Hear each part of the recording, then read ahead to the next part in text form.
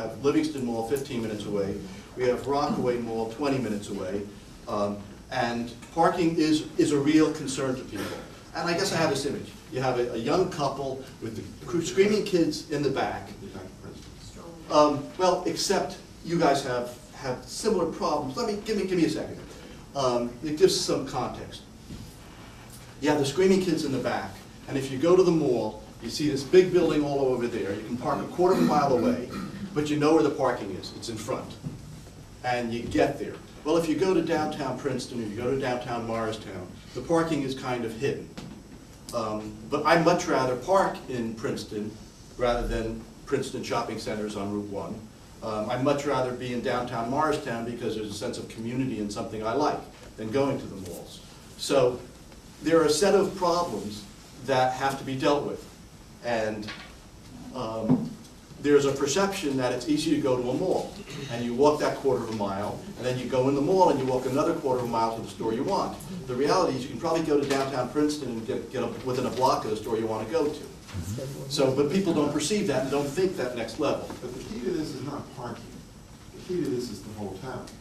If you take residential, commercial, office, parking, and transportation as a whole, you're dealing with the town. The fact is, the parking authority law is merely the enabling legislation. Correct, and that's how it's being presented. I think I'll move on. Let's move on. Okay. I have a question that relates to transportation. I notice most of us in this room have gray hair. The people following us, the younger folks, are going to be living with very, very high gas prices. I am so tired of transportation just being more parking garages and a shuttle to parking garages. There is walking and biking. This town is pretty good on sidewalks, but there is not a single facility that is bike lane in this town for a perfectly viable option for almost anywhere in this town. This is Princeton future. We are not talking about the future if we are constantly harping on parking. Maybe if you're 65, 70, 80, but everybody else could think about other options. The weather's pretty good in New Jersey, all times of the year. I can testify to the fact that you can get around wonderfully in this town, except on certain key roads where it is actually quite scary to ride a bike. Maybe if we ever added that into the equation, we could start talking about Princeton future. I think it's worthy of consideration. Let me just say, I used to live 3 miles from my office. Say yes and go on. I used to live 3 miles from my office. I rode my bike once on a Saturday. I rode it once on a weekday. And I realized that my life would be extended if I didn't ride my bike to work. Say yes and go on. That's what we're going to do. Okay. Right. Let's ask questions, please, not speeches. Okay, that's Improvement districts. The improvement district is another statutory structure. There are cases that have given maximum flexibility to improvement districts. By the way, just one footnote.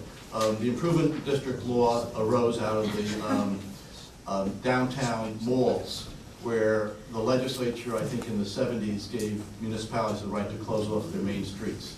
And Trenton did that and undid it because it didn't work. It does work in some European cities, but historically it's done terrible damage to retailers to say that cars can't get on the main streets. But as an outspring growth of that statutory structure, the legislature authorized improvement districts in 1986. And these are some of the powers of improvement districts.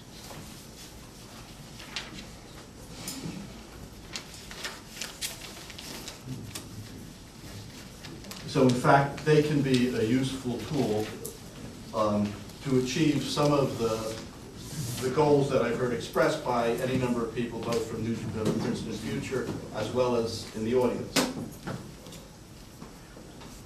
And one of the things that an improvement district also does is it provides or who own the shops in downtown probably generally don't necessarily reside in Princeton Borough. So they don't vote in Princeton Borough. And if it's a question of providing police safety, road maintenance, other fundamental services to a community, the residential neighborhoods will get a preference over the downtown. And downtowns historically have suffered since 1945 because of that political reality.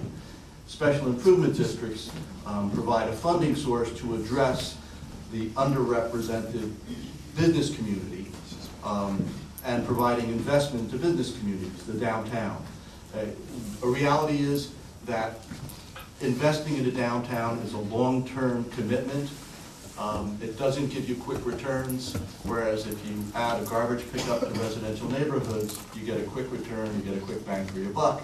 If you invest in downtown parking facilities or downtown bike lanes or extra garbage pickup, that is not necessarily a direct benefit to the residents. And if it's a question of quick judgments, it doesn't necessarily get votes for the governing body. So special improvement districts have essentially become a mechanism to kind of provide supplemental resources to downtowns. Historically, what they also do is provide a pool of capital. If you look at a mall has a common area maintenance charge that deals with things like garbage, advertising, promotions. You can't do that in a downtown because you have disparate owners of property. A special improvement district, through assessments, lets you essentially create a competitive pool of capital to address local needs of the local business community.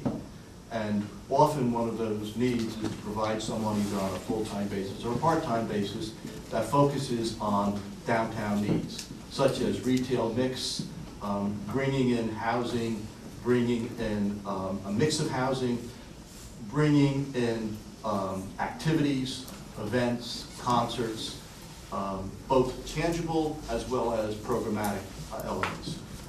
You have a business administrator and a municipality, but again, their focus is on the residents' needs, not on the downtown's needs. So to the extent that a community realizes that their downtown success is in the interest of the community, it's a tool to help kind of bolster resources of downtowns. Questions on improvement districts? Carlos? Can they bond? They can borrow money. The legislation was amended 2 or 3 years ago to permit them to borrow money from any source on a long-term basis. They can borrow money from banks. They don't necessarily have to bond. They have to have a resource to pay the loans back. But bond is just a mechanism of borrowing money. In some municipalities, for example, Summit, the municipality has bonded and the assessment has paid the bonds. Again, it goes back to the balance of who bears what responsibility. In Summit, half of the improvements made in downtown Summit were borne by the assessments, the other half borne by taxpayers throughout the community. Cranford did something similar, so there's a great deal of flexibility. And something else that's relevant, and I guess there are Princeton representatives here, the improvement district charge is an assessment, not a tax. And that's an issue we dealt with in Morristown. So that Morristown Memorial Hospital is arguably subject to the assessment. In fact, it is subject to the assessment, not a tax. It's tax exempt, but not exempt from an assessment, which is like a sewer charge. So the hospital, through negotiations, contributes to the SID assessment on a voluntary basis. The County of Morristown, indeed, contributes to the SID assessment to bolster the resources available to the community. Other questions? In our case, would that include Princeton University as an assessor?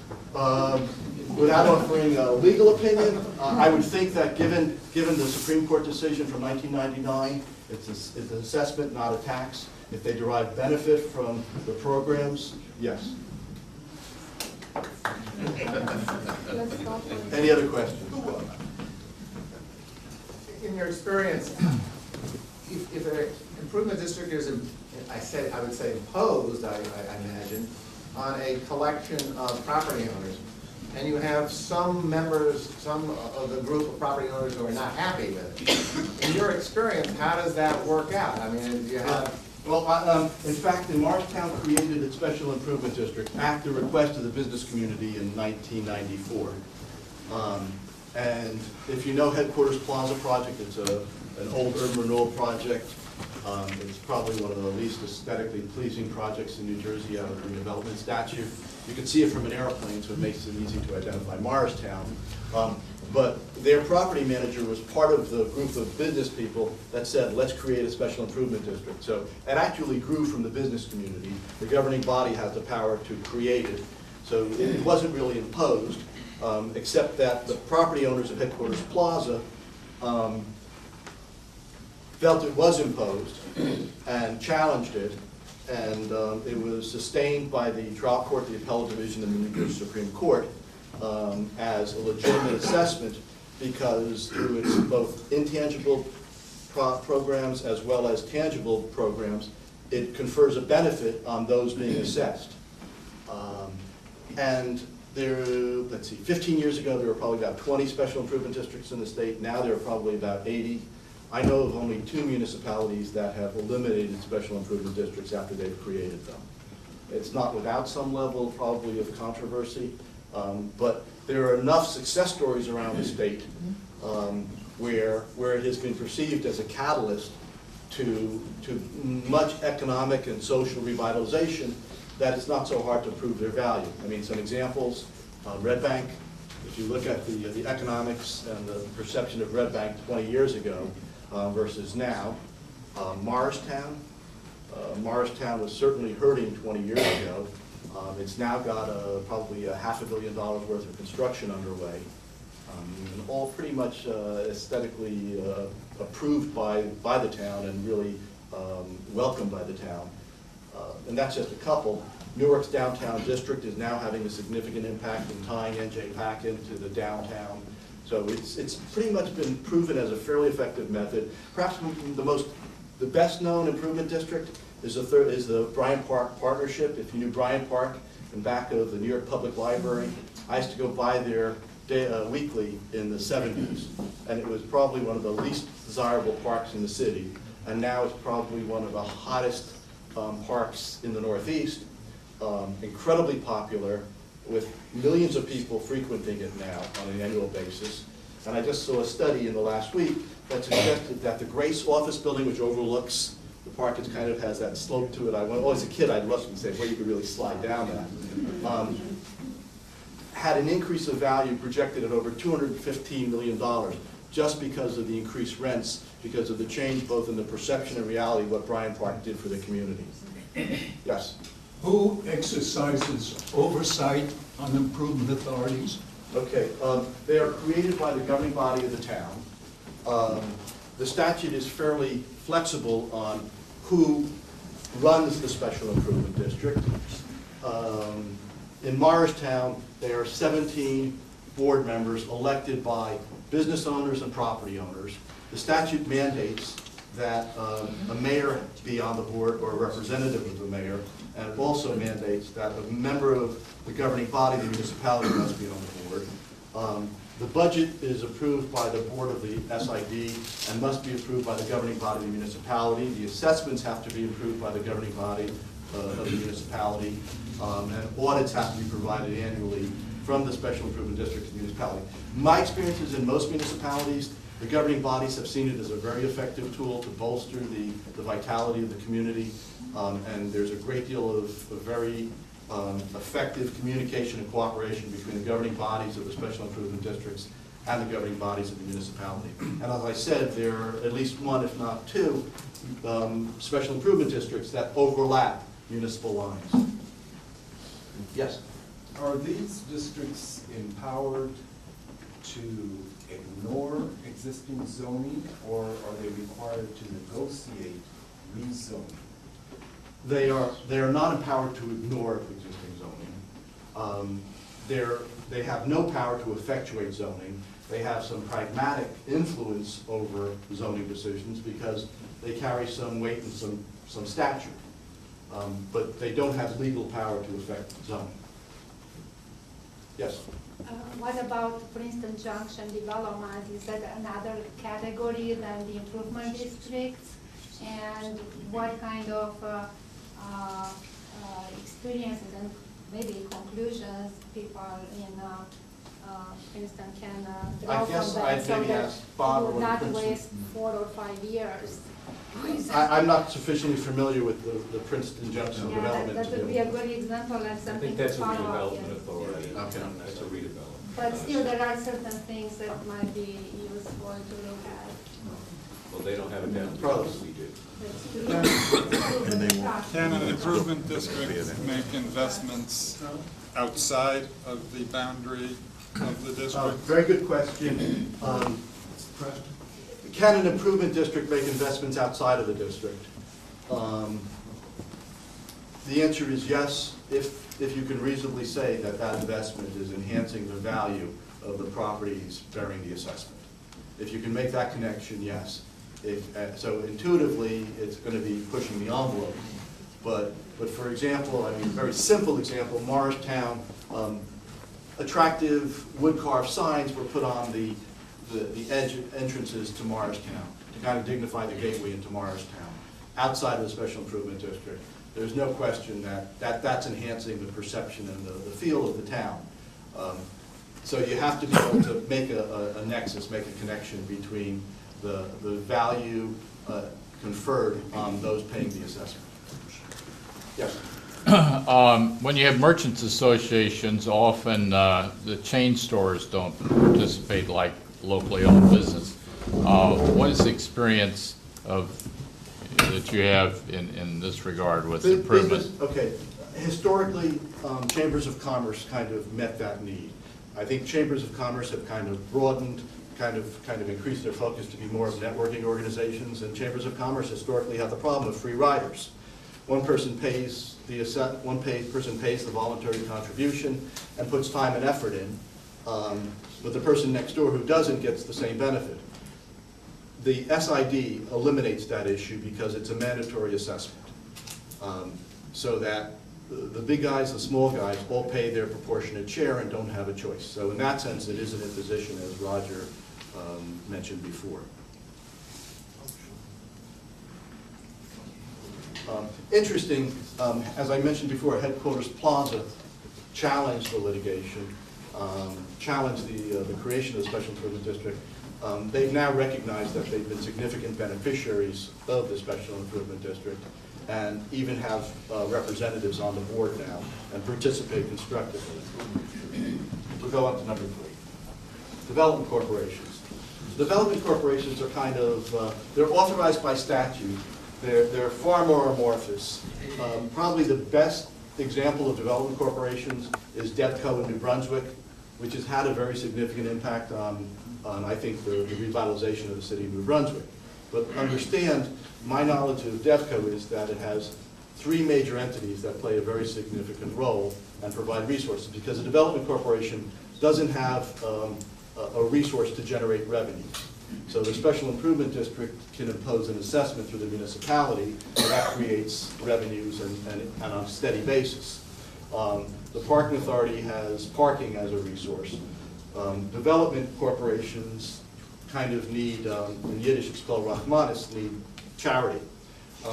In New Brunswick, the major sources are Robert Wood Johnson Hospital, which plays a very significant role in the community. The Parking Authority of New Brunswick works on a cooperative basis with Devco, and the New Brunswick Parking Authority is probably the largest parking authority in the state of New Jersey.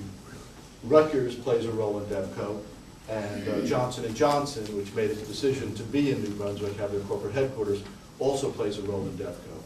Note, New Brunswick also has an improvement district, and there was a negotiation with Johnson & Johnson as to what role they would play in the creation of the improvement district and what assessment they would do. So the judgment made early on that Johnson & Johnson needed to be part of it, but it was negotiated as to what their contribution would be. They can make loans, they can be a focus of many of the goals you have, but there has to be a meaningful economic funding source. I would say that I left out one entity in New Brunswick, and that is, it's the county seat of Middlesex County, and the Middlesex County also contributes to Devco. I think, just conceptually, advantages of downtown. As I said before, I like downtown. It's existing infrastructure in a development context. more often than not, you're not fighting with the municipality, you're working cooperatively with the municipality to achieve goals. Efficiencies of mixed-use development, certainly parking, consumption of utilities are far more efficient. It's a lot easier. As I said, I teach a course at Rutgers, I may have said, I teach a course at Rutgers Law School on redevelopment. And I remind people, I mean, we take it for granted, you flush the toilet, it goes somewhere. If you flush the toilet in a green field, it probably goes in your backyard. But all of those resources, electric, gas, all of those resources have to be created and infrastructure built miles and miles out. Roads need to be built miles and miles out. Development within communities is just far more efficient, and Mr. Nielsen may have left, but the fact is that it's much less imposition on unlimited resources. The economics of mixed-use development, if you look at the real estate market, right now we're in a terrible decline in residential real estate. On the other hand, commercial is kind of holding its own. Retail is hurting as well. But if you look at it downtown, it's diversified, kind of like having diversified economic holdings. So there's a value to the marketplace, there's a value to developers to be able to build mixed-use development in a downtown. Shared parking is a value. I've mentioned that. Infill. There are opportunities for doing infill in downtowns. And again, support from municipalities, it's partnership. Mixed use, housing, retail, office, restaurants, arts, transit. I walk down the street in Morristown, I'll see planners, lawyers, clients. It's remarkable. I mean, if you talk to lawyers who practiced in Newark 40, 50 years ago, they would see the Chief Justice walking on the street, they would see clients. There's something about community. Abraham Lincoln, I already told you about Abraham Lincoln. I mentioned before a parking garage. This is the one that's now constructed. The building, I have a pointer, but I won't use it. The building to the right, the Colonial Building, that's a genuinely historic building. Lafayette danced there in 1826 on the 50th anniversary of the American Revolution, and we were sensitive. We added about $500,000 worth of facade improvements to the parking garage, and that is the only angle of the parking garage that is visible, because the rest of it is behind mixed-use residential retail development. Just because I like Princeton. This is Morristown, just to give you a sense that in some ways the communities are not that disparate. This is the Princeton redevelopment project, and this is Princeton, and I stand by my position. Any other questions? Pardon me? It's break for coffee. Break for coffee.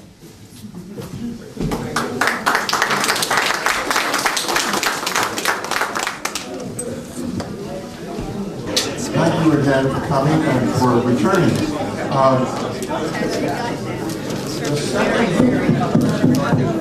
You don't have them yet. You don't have them.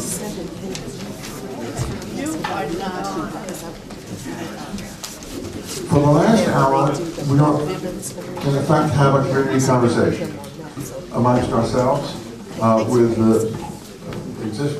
participation of Bob Goldsmith and others who are engaged in this process on an ongoing basis.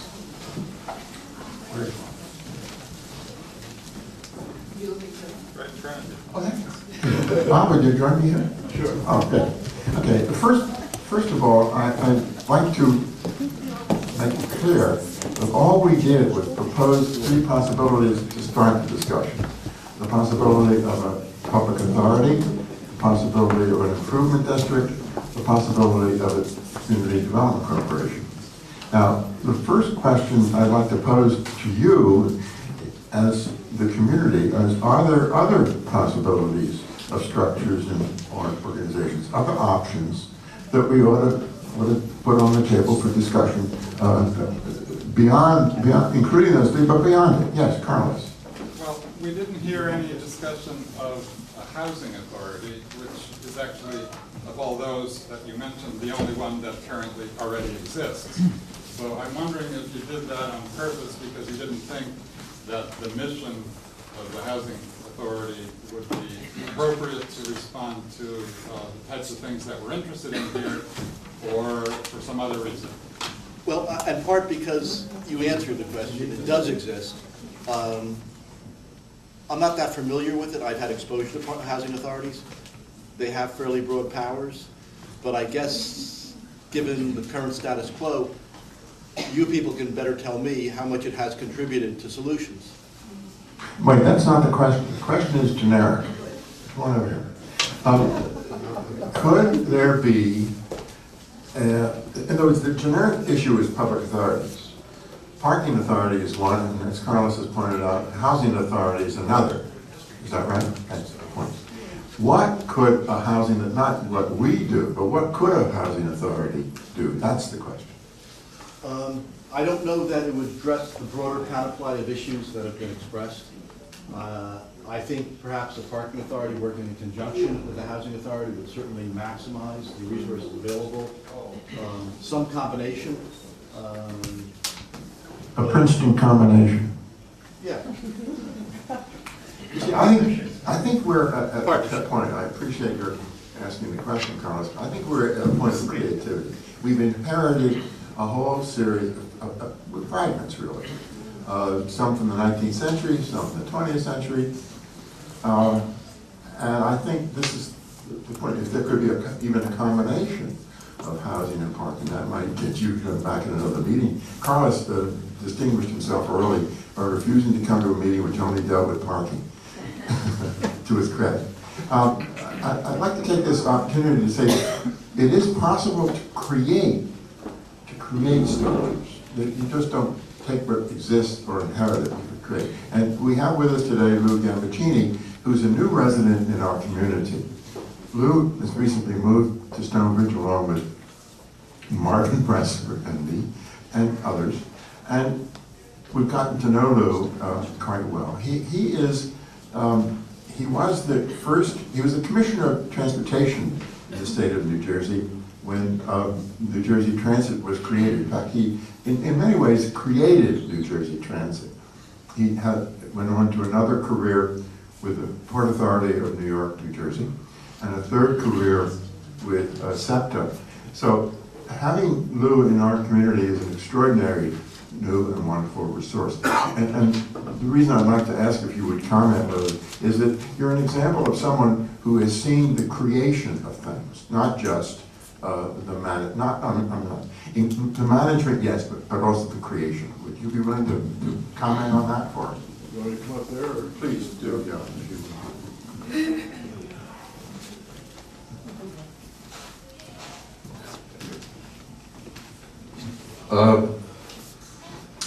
I took office in 1978 as Commissioner of Transportation, and among the crises then confronting me was a runaway subsidy program for private bus companies that were stealing the store blind and producing terrible service on a steadily deteriorating basis. And as I say, I took office in May of '78. By the end of '78, the problem had gotten so severe that I organized a task group of superb people from within and outside the department to comprise a study group to analyze the nature of the problem. I had an inclination after 20-some years in the transit business that the solution really lie in a mechanism that would be a coordinating entity with authority to manage the whole process. It was chaotic, it was completely lacking in coordination or oversight and the like. We got into something of a dispute with TNJ, which was using subsidy money to do a job on trying to undermine the approach we were at least exploring. And that sort of fortified us in continuing to press ahead. We produced several studies which we made available publicly on the nature of the problem, the misuse of state funding as well as the deteriorating service. I was impressed by two states. By the way, I think there are some lessons to be learned from this experience with respect to what has been discussed, and yet there was a lot that was unique about it. The problem was again, somewhat unique among the states. Maryland and Connecticut were the only two states that also had a statewide approach to public transit at that point. Most states had a single large metropolitan area or two that had regional transportation entities such as SEPTA in Philadelphia and Allegheny Transit in Pittsburgh. Once we had some momentum and felt driven by the nature of the crisis and our increasing public debate that was in part also driven by external angry revolt, literally revolt by commuter organizations at the chaotic conditions, once that momentum was going, it sort of accelerated a process of legislative deliberation and proposed legislation. By that point, I had served 20 years at the Port Authority and was very impressed with the structure of the Port Authority in developing professionalism, insulation from day-to-day political pressures, self-sustaining capacity to exist, and the caliber of not only staff but board members. So that was a backdrop from which I approached the problem, but then with very, very good help from several people, many of whom are still around in this area. Cliff Goldman's brother, who was an attorney we retained, Martin Robbins, now at the Voorhees Center at Rutgers, and others, became this team and produced these several reports, drafted the legislation, and I, of course, appeared frequently at legislative hearings to advance the proposed legislation. Within a year, we were able to get the legislature to approve the creation of NJ Transit. And I have to say, with a lot of pride and not too much modesty, that the structure succeeded even better than we imagined. I was really delighted to hear Mr. Goldsmith's comments about NJ Transit.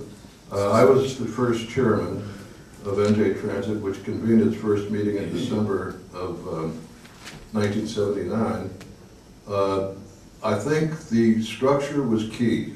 We carefully crafted a board of only 7 members, 3 of which are ex officio members from state government, which importantly meant that the state could not walk away from the problem. The governor was in the hot seat. And as a result, through 3 decades, governors, both Republican and Democrat, have been staunchly supportive of NJ Transit. They had a big investment in it, and the state had really become very, very pro-transit. The board had 4 public members, and they have been outstanding. So the caliber of the board has really been exceptional. And again, one of the lessons from the Port Authority was it's an unpaid board. We looked for people for whom public service was a high order of compensation enough. And these people really threw themselves into it. Some of you may know John McGoldrick, who was one of the original board members from Princeton. He was a very active commuter representative and participated in some of the background work in planning for the creation of NJ Transit. He was on the board for some 25 or 30 years, close to 30 years, and just made a magnificent contribution to its progress and substance. There's been a stunning, I think, standard of professional staff. I remember arguing with Brendan Byrne, who was governor, that I had to have the latitude not to be subject to civil service. So we set the system up apart from civil service, but very much guided by the principles of civil service. But I argued successfully that if I could pay a few $1,000s more for some of the top key staff, I could probably attract some of the best people in the country. And that's exactly what happened. We've had some really top-notch people, and still do, in NJ Transit. The comments of Mr. Goldsmith, I think, are valid. The entrepreneurial, innovative impulses of the professional staff, their ear to the ground, working with communities and with commuter organizations has meant that there has been solid support through the years, despite rising costs. I was pressed in the legislative hearings to promise that there would be a reduction in subsidies to public transit. I said quite the contrary, that you can expect that subsidies will increase But I will promise you this, that there will be a substantial improvement in the return on investment. That is, more bang for the buck, and that has truly been delivered. I have since had occasion to talk to some of the opponents of the bill. It was a party issue. The Republicans, as a matter of discipline, opposed the bill, although we were able to get enough Republican votes to barely get the legislation through. But some of the opponents have told me since that they were glad that the bill did pass because it has proven its merit over the years. So I cite this as yet one example, but it's unique in a sense. It's a statewide entity. It's not a generic authority kind of thing. But I think on the part of lessons to be learned, I think the care with which it's approached as far as structure and sensitivity.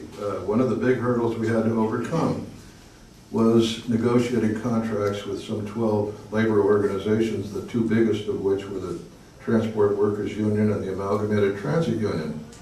And it was about a several-month process. Both of the state leaders went on to become national presidents of their two organizations, TW and ATU. And there were two very, very able, decent labor leaders, and thank goodness that they were in place because we were able to hammer out labor terms that were acceptable to the labor unions, but certainly also protected the public interest with respect to cost impact and the like. So all in all, it stands out as a very memorable experience. I look back with tremendous admiration at the young people that were part of this effort and how they have all done so very well. Well, we can talk a little bit about how you go about creating a new organization like New Jersey Transit. I mean, the notion of creating something new is what's really relevant to our... Well, one of the biggest inducements to creating something like this is the pressure and the crisis. One of the elements that helped to nudge it over the top, because it looked like it was not going to pass legislative approval, was Brendan Byrne having the guts to say, either you pass this legislation or the subsidy program ends and all public transportation ends. I said, Governor, I think that's going too far, much as I want the legislation. But he was entirely right. That's sobered the focus of, it's the old leadership. Well, and also the notion of brinksmanship. Now, is SEPTA close your example to, after all, Princeton, someone asked that we talk about it as a region. Is there something to, I mean, after all, SEPTA is a regional system. Yes. Is there something, a lesson to be learned about the possibility of there being a and Marvin and well, most of the transit systems, transportation agencies and authorities are regional in character. Most of them are within a single state. A few of them are metropolitan or bi-state or tri-state. There are some lessons in the SEPTA experience that I think are caveats. The SEPTA board is 15 members strong. It's a state authority, and it's dominated by state interests. 80% of the riders of SEPTA are bus riders, mostly of lower economic income strata, and yet some 13 of 15 board members are from the suburbs or from state legislature, and it's not terribly representative. So you get the result that implies. You get an orientation that is much more suburban, and despite the fact that the locus and predominant use of the system is urban and within the city and county. Now, so are there examples of transit authorities that do other things? Build parking garages, build housing, build commercial development? There are some transit, well, most transit authorities, including NJ Transit, have authority to do projects related to transportation, and they vary from one agency to another around the country, the extent to which both, say, joint development and public-private partnerships are possible or encouraged. In fact, New Jersey Transit is integral to the Transit Village projects. That's right. But that's not sponsored. Where do we look for examples of transit authorities being the leaders of such an idea? Well, I think NJ Transit is one of the leaders in the country, actually. They have had a strong planning staff. Thanks for coming. Okay. Thank you, John.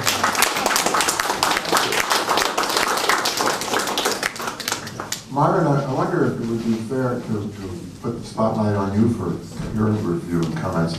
You know Bob Goldsmith, and you know Lou, and you know us. What are your responses to this, these sets of issues, ideas?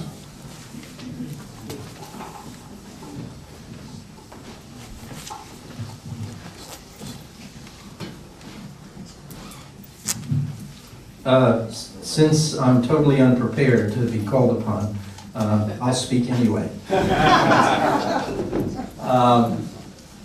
First of all, on the three things that Bob talked about here in Princeton. Parking authority.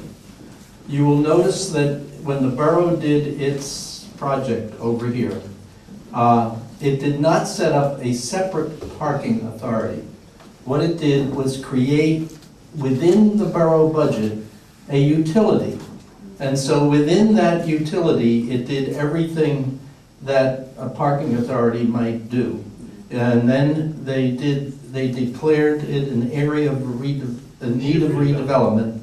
And the borough in and of itself did not do the construction. That was all part of the RFP that it kept. But the combining of revenues and pledging the meter revenues to amortize the cost has done it. I will make one other comment because it was said that somehow the borough taxpayers are still paying off that thing. There's a lot of debate about it, but as near as I can tell, the problem with the borough garage, it is not producing the amount of money additional that the borough expected.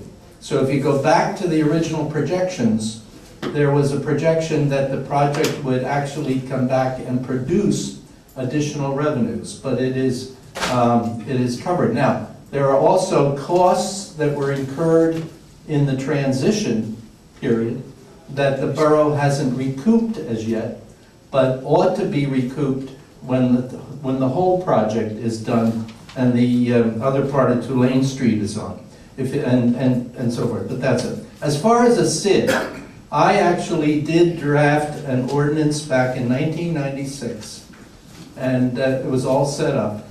And because I was very active with Bob in downtown New Jersey, which advocates SIDs. What I found here in this town that was a problem is you had Palmer Square that is already a SID.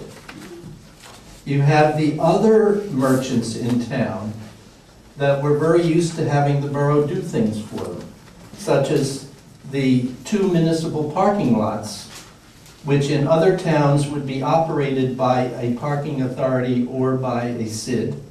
In this town, were operated by the borough because the merchants had pressured them to do that. And so that, so you had this, in effect, you had a three-way relationship between the small merchants from Witherspoon Street over that way, Palmer Square over here, and the university over there.